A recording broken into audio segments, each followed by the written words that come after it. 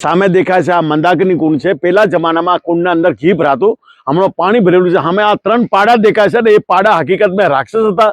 પાડાનું રૂપ લઈને ઘી પીવા માટે આવતા અને સાધુ સંતોને હેરાન કરતા। સાધુ સંતોએ અહીંના રાજાને શિકાયત કીધી એટલે રાજાએ 3નોને એક જ ધનુષ બાણમાં વિધિ લાગી। આજે પણ શેદ પડેલું છે। એના પછી આપણે તે મહાદેવના મંદિર જોવા જઈએ છીએ। મહાદેવના મંદિરમાં બહુ જૂનું મંદિર છે, 5,500 વર્ષ। શિવજીના જમણા પગના અંગૂઠાની પૂજા થાય છે। શિવજીના શિરની પૂજા પશુપતિનાથ નેપાળમાં, કેદારનાથમાં પીઠની પૂજા, ઓમકારેશ્વરમાં નાભીની અને આબુમાં શિવના અંગૂઠાની પૂજા થાય। જ્યાં અંગૂઠો નીકળેલો છે ત્યાં આજે પણ ભ્રમ ખાય છે। કેટલું પણ પાણી રેડીએ કોઈ દિવસ ભરાતું નથી। મહારાણા કુંભાએ આ કુંડ ભરવા માટે સેંકડો મણ પાણી લાગી દીધું, એના બાવજૂદ નહીં ભરાણું તો શિવજીથી માફી માંગે ત્યાં 2 મૂર્તિઓ જોવા મળશે, જે કાલ ભૈરવ અને ચામુંડાજીની। જેનો ઘીનો દીપક પાછળથી કરીએ તો સામેથી દર્શન થાય, આગળથી એકદમ કાળી નજર આવશે। કાલ ભૈરવ અને ચામુંડા એ જોવા મળશે। એના પછી ત્યાં એક પોઠિયો જોવા મળશે। એવો પોઠિયો વર્લ્ડમાં કેવલ 2 જ જગ્યા છે। એક તો પશુપતિનાથ નેપાળમાં છે ને બીજો અહીં છે। આ પંચ ધાતુનો છે, સોના ચાંદી તાંબા પિત્તળ બધું મિક્સ કરેલું છે। એમાં 950 કિલા સોનું છે, 108 મણનો। 1 મણ 40 કિલોના હિસાબથી 108 મણનું વજન કરીબન 4,320 કિલા થાય છે। એમાં 950 કિલા સોનું છે। મોહમ્મદ બેગડા નામના બાદશાહ લૂંટપાટના હિસાબથી આયા। મંદિરમાં એને ખજાનો નહીં દેખાણો, પોઠિયો દેખાણો। એ પોઠિયો ઉસકાવવાની કોશિશ કરી, નહીં ઉસક્યો તો એના ઉપર તલવારના ભાલાના ઘા કરેલા છે। આજે પણ એના ઉપર નિશાન છે। એના બાવજૂદ કઈ થયું તો પગના સાઈડમાં એક ભાલો મારી દીધો। શિવજીનો એવો ચમત્કાર થઈ ગયો, ત્યાંથી બધી માખીઓ નીકળી અને સીધી સૈનિકો પર આક્રમણ કરી દીધું। માણસો તો તલવારથી મારી શકે, માખીઓ કેવી રીતે મારે? બાદશાહના સૈનિક ઘાયલ થઈ ગયા। આખિરમાં શિવજીથી વિનંતી કીધી કે આજે પછી કોઈ પણ હિન્દુઓના મંદિર તોડીશ નહીં। આમ કરીને સંકલ્પ લઈ લીધો। જે તલવાર ભાલા યુદ્ધ કીધા ત્યાં ગલાવીને એક ત્રિશુલ ભેટ કર્યું છે। લોકો મનોકામના માટે કપડા વગેરે બાંધે છે। એના પછી ત્યાં ઉપર તો ખૂબ મંદિર છે। સાવન ફાધો કોણ, મીરાબાઈની ઝોપડી, રાજા ગોપીચંદ, રાજા ફરતરી, જૈન મંદિર, એવા ઘણા મંદિરો છે। એના પછી હમણાં તો આબુનો ઇતિહાસ કહી દો। જેમ તમે આબુ જોવા આવે છે, 140 કિલોમીટર કરીબન લાંબો છે અને 12 કિલોમીટર ચોડો છે। ઊંચાઈમાં 5,653 ફીટ। ગરુ શિખરે પહાડની સૌથી ઊંચામાં ઊંચી ચોટી છે। હમણાં આપણે ગાડી કરીબન 4,000 ફીટના આસપાસ છે। તો જે પહાડ તમે જોવો છો, પહેલા જમાનામાં એ પહાડ બીજો કઈ નહીં। પહાડની જગ્યા પર એક બ્રહ્મ ખાઈ હતી, બહુ મોટો ખાડો। એના ખાડાના આજુબાજુમાં સપ્ત ઋષિ લોકો તપસ્યા કરતા। ગૌતમ ઋષિ, માર્કંડ ઋષિ, અત્રિ ઋષિ, વશિષ્ઠ, વિશ્વામિત્ર બધા ઋષિ લોકો હતા। તો એમના હાથે કામધેનુની પુત્રી એક નંદની કરીને ગાય પણ હાથે હતી। જ્યારે ઋષિ લોકો તપસ્યામાં રહેતા તો જે એમની ગાય હતી ને ચરતી ચરતીના ખાડામાં પડી જતી। ઋષિ લોકો પરેશાન થઈ ગયા, ગાયને કેવી રીતે બહાર કાઢીએ? બાકી એ મહાન તપસ્વી હતા, તંત્ર મંત્ર ને યંત્ર જાણવા વાળા। મંત્રોના પ્રયોગ કરીને એક ધારા થઈ, એ ધારાને ઉત્પન્ન કીધી। એ ધારાનું નામ રાખેલું સરસ્વતી। અને સરસ્વતીને નિવેદન કર્યો કે માતાજી આ ખાડો છે, એનો ઉપાય બતાવો। તો માતાજી કેવા લાગી ગયા કે ઉપાય મારા જોડે એક જ છે કે જે ખાડો છે એને મેં પાણીથી ભરી શકું, બીજું મારા જોડે કોઈ ઉપાય નહીં। ઋષિ લોકોને આગ્રહથી જે ખાડો હતો એ પાણીથી ભરી દીધો। એના બાવજૂદ જે એમને ગાય ખાડા પડતી તે પાણી પડવા લાગી ગઈ।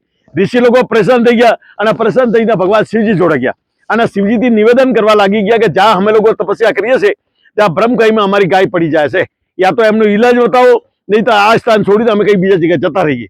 શિવજી કેવા લાગ્યા કે ભાઈ બીજા જગ્યાએ જાઓ નહીં, એનું કોઈને કોઈ સમાધાન થશે। સમાધાન માટે એને હિમાલય જોડે મૂકી દીધા અને હિમાલયથી નિવેદન કર્યું કે તમારે ખાઈમાં ઉતરવું છે। પેલો હિમાલય કેવા લાગ્યો કે તમારે ખાઈ તો બહુ નાની છે, હું તો હજારો કિલોમીટરની લંબાઈ ચોડાઈ વાળો, હું તો આ ખાઈમાં કેવી રીતે ઉતરી શકું? બાકી મારા હજારો પુત્ર છે। હજારો પુત્રોમાં સૌથી નાનામાં નાનો પુત્ર જે તમે લોકો આબુ કહો છો, એનું જૂનું નામ હતું નંદીવર્ધક પહાડ।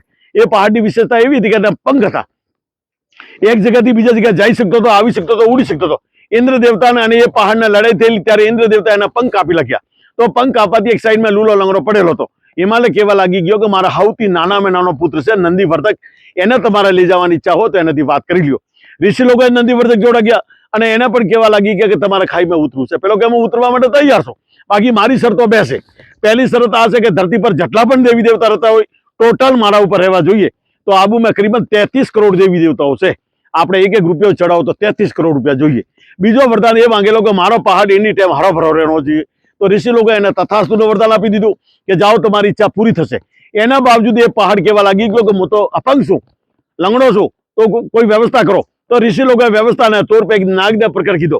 એ નાગનું નામ હતું અર્બુદ નાગ। એને પણ વિનંતી કીધી કે તમારા નંદીવર્ધકને તમારી પીઠ ઉપર બેસાડીને લઈ જાવો છે।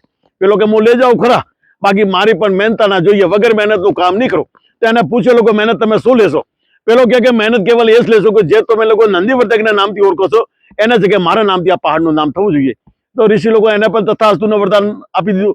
નંદીવર્ધકને અર્બુદ નાગ ઉપર બેસાડવાથી મહેનતાના તौर पे અર્બુદથી અર્બુદાચલી પહાડનું નામ રાખેલું. આપણા શાસ્ત્રોમાં અર્બુદ પહાડના નામનો ઉલ્લેખ છે. એના પછી અંગ્રેજ લોકો આવ્યા અને અર્બુદાચલ બોલવું નહીં આવ્યું. શોર્ટ ભાષામાં અર્બુદાચલની જગ્યાએ અર્બુ કરીને નામ આબુ પાડી દીધું. તો એ ગુજરાતથી લગાવીને દિલ્હી તક ફેલાયેલું છે. એમાં સૌથી ઊંચામાં ઊંચી ચોટી ગરુ શિખરના નામથી ઓળખાશે. ગરુ શિખરમાં ગુરુદત્તનું મંદિર છે. સતયુગના ટાઈમે સતી અંશોયાના અત્રિ ઋષિ અહીં તપ કરતા. એ લોકો એટલું બધું તપ કરી લીધું કે ભરમા વિષ્ણુ મહેશ જે હિન્દુઓના દેવતા હતા એ ત્રણેય દેવતાઓની રાજગદી હલી ગઈ. ત્રણેય દેવતાઓ મનમાં વિચાર કીધું કે એવું કોણ છે મૂર્તિલોકમાં જેના વજહથી આપણે હલિયા ડલીએ છે.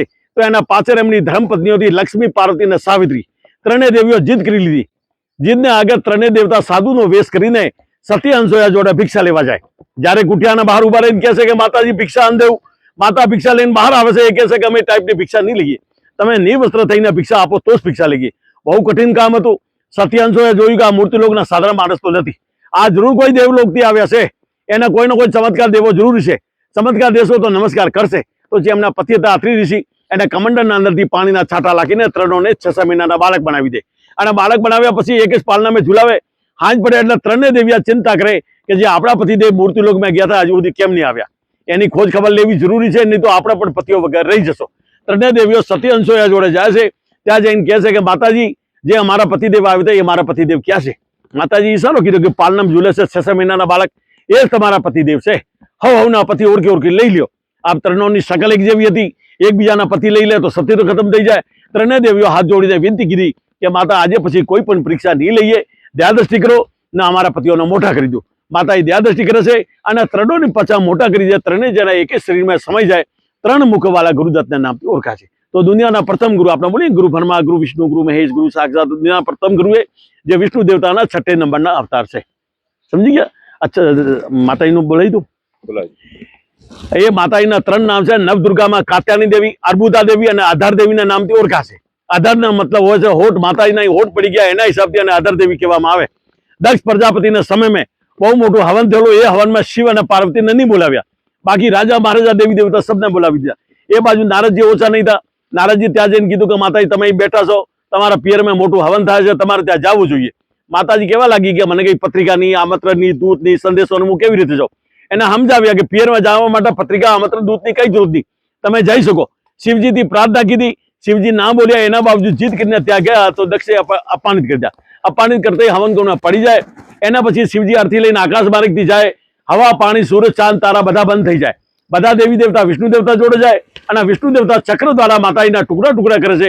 જ્યાં જ્યાં ટુકડું પડે છે ત્યાં ત્યાં મંદિર બને છે. અધરનો મતલબ હોઠ છે. માતાજીના હોઠ પડી ગયા એના હિસાબથી અમને અધર દેવી કહેવામાં આવે. નૈના દેવી, કામખ્યાજી, જવાલેજી એવી રીતે આ શક્તિપીઠ ગણવામાં આવે છે. બોલો અર્બુદા દેવી કી જય. કાકા